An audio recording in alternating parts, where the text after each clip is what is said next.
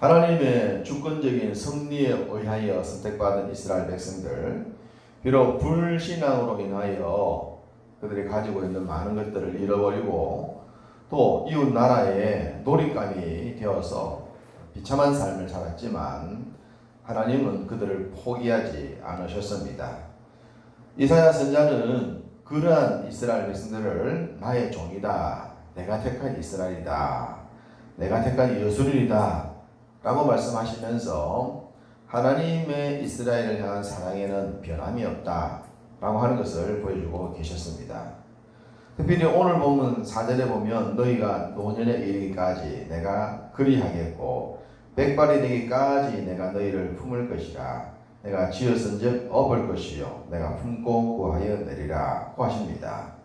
여기서 품고 업고 구하여 낸다 라는 모습들은 마치 엄마가 어린 아이들을 보호하는, 돌보는 그런 모습처럼 보입니다.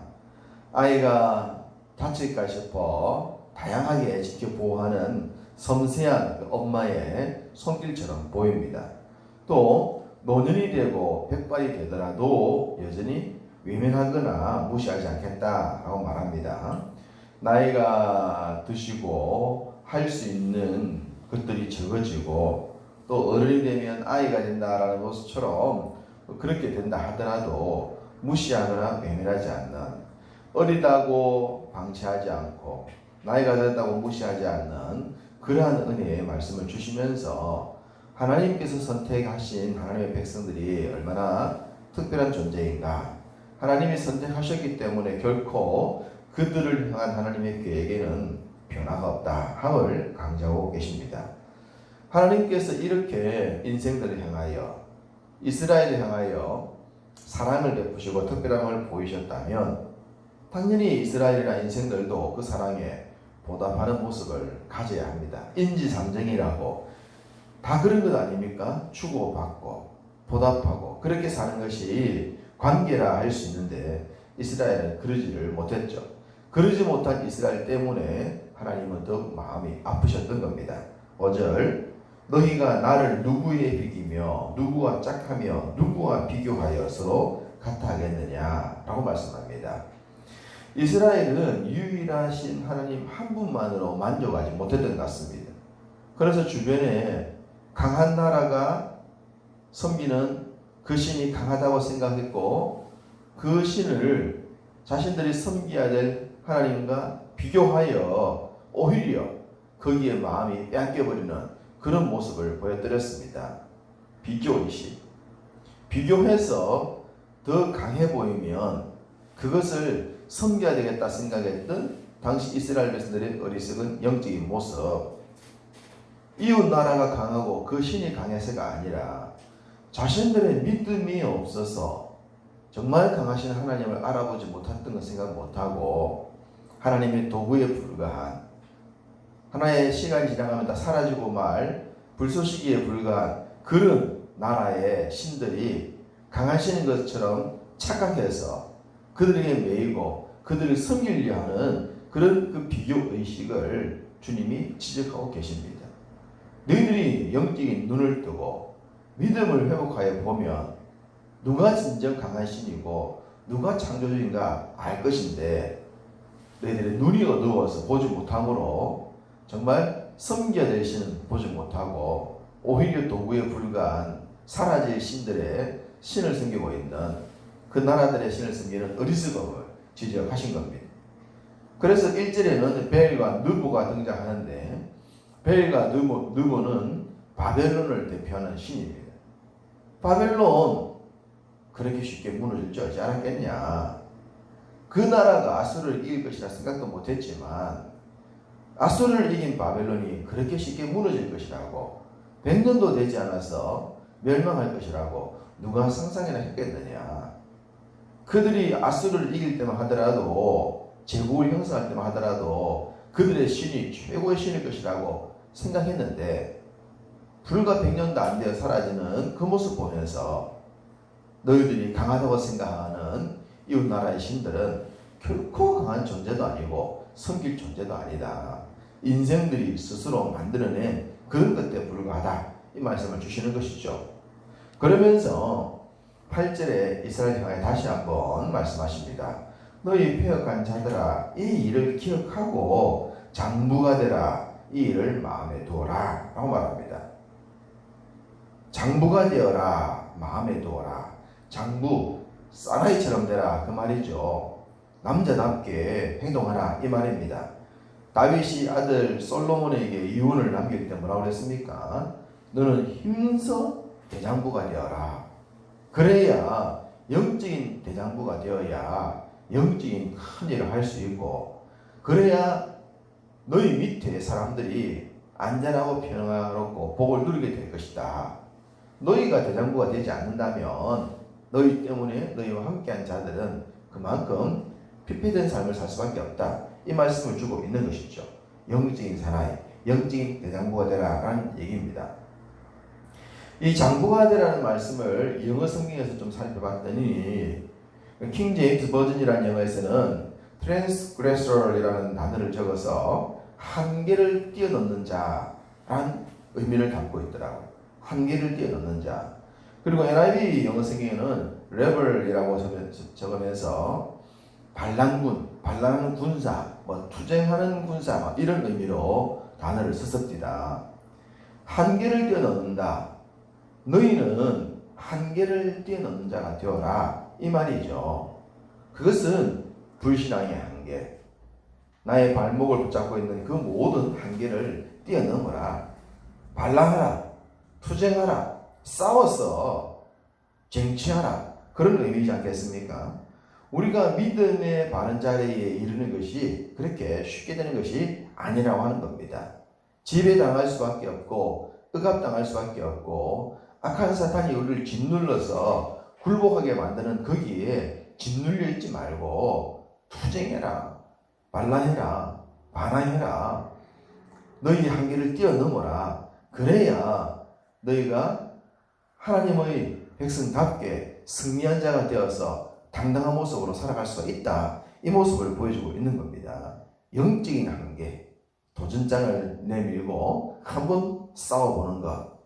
분명 산술적으로 계산적으로는 이길 수 없는 것처럼 보이지만 불가능에 도전하는 것처럼 거기에 도전장을 내고 자신을 준비하고 주의 도우심을 의지하여 싸웠을 때에 불가능해 보였던 다윗의 물맷돌이 그 엄청난 가드의 골리앗 그 장군을 무너뜨리게 되는 결과가 나왔듯이 한계를 뛰어넘어 영적인 대장부에 이르러야 될 것이다. 하나님이 우리에게 주문하고 계십니다. 그러니까 우리가 매일의 하루의 삶을 살 때 우리가 사는 세상이 만만한 세상이 아니지만 그럼에도 불구하고 세상을 이기신 주님을 믿고 그를 의지할 때 우리가 세상 앞에 당당해질 줄로 믿습니다. 한계를 넘어 승리하기 위해 우리가 기억해야 될 것이 있습니다. 9절 너희는 옛적 일을 기억하라. 옛날 일을 한번 기억해 보라는 겁니다. 이 말은 이전에 역사하신 하나님을 살펴보라고 하는 거죠. 우리가 지금 보고 있는 이사야서도 적어도 2700년 전에 있었던 일이지 않습니까? 옛적 일입니다. 그 옛적 일을 보면서 이전에 하나님이 어떻게 일하셨던가, 그 하나님이 어제나 오늘이나 영원토록 동일하신 분이기 때문에 그분이 또한 지금도 동일하게 일하신다는 것을 볼 수 있기 때문에 이전에 행하신 일을 기억하는 것은 우리에게 큰 도움이 됩니다. 이미 43장 18절 19절에 이런 말씀을 하셨죠. 이전 일을 기억하지 말며 옛날 일을 생각하지 마라. 보라 내가 새 일을 행하겠다. 여기서는 옛날 일을 기억하지 말라 그랬습니다. 왜? 새 일이기 때문에. 새 일이 너무 크기 때문에 옛날 일 그거 아무것도 아니야. 이 말씀을 주고 있습니다. 그런데 옛날 일이 무엇인지를 알아야 됩니다. 그리고 새 일을 알아야 되는 거죠. 하나님이 이스라엘 백성들에게 보여주었던 많은 일들 가운데 옛날에 있었던 일 중에 기억해야 될 최고의 놀라운 것은 출애굽과 홍해의 기적입니다. 그것이 새로운 기억해야 될 일이 있기 전까지는 옛날 일 가운데 가장 큰 일이었습니다. 가장 큰 일. 너희 그거 생각해봐라. 너희가 애굽에서 나오는 거 그거 가능했었냐? 불가능하지 않았느냐? 그런데 그거 다 옛날 추억이지 않냐?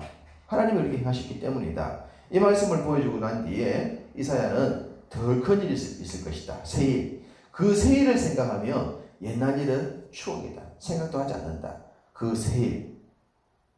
출애굽이나 홍해와 비교할 수 없을 만큼 놀랍고 큰 일은 예수 그리스도의 십자가 부활입니다. 십자가 부활만큼 더 큰 기적과 놀라운 일은 없습니다. 죽음을 이기셨다고 하는 것, 사탄의 권세를 결박했다고 하는 것, 그것보다 큰 일 없다. 그래서 이사야 선지자가 가장 많이 메시아 강림에 대한 얘기를 예언했지 않습니까? 그리고 이사야서 40장부터는 그 세일을 행하시는 하나님에 대한 얘기를 하고 있죠.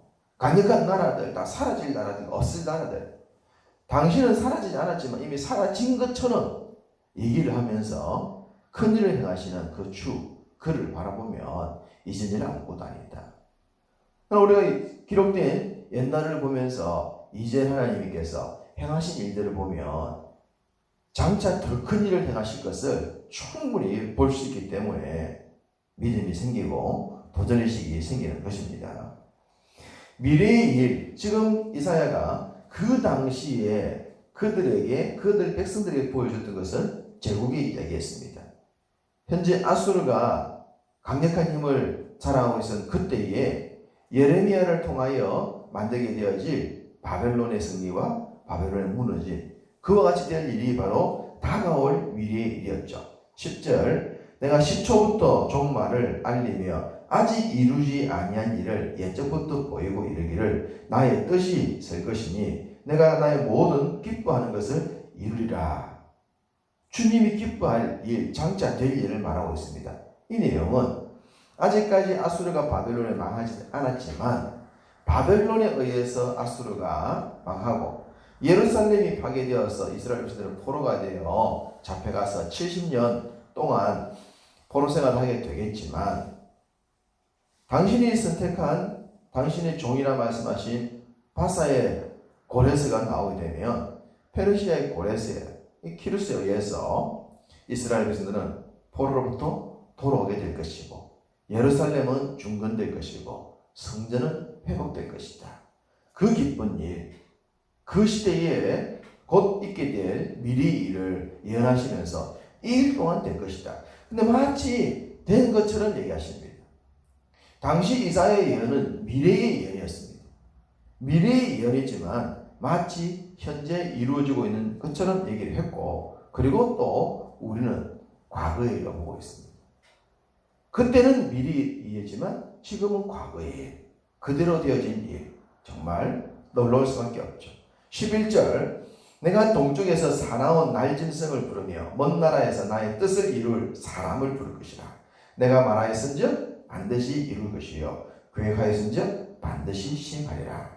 동쪽에서 오는 사나운 날짐승, 나의 뜻을 이룰 사람, 그가 누굽니까? 고레스죠. 바사의 고레스. 그가 강력한 힘을 가지고 와서 반드시 내 뜻을 이룰 것이다.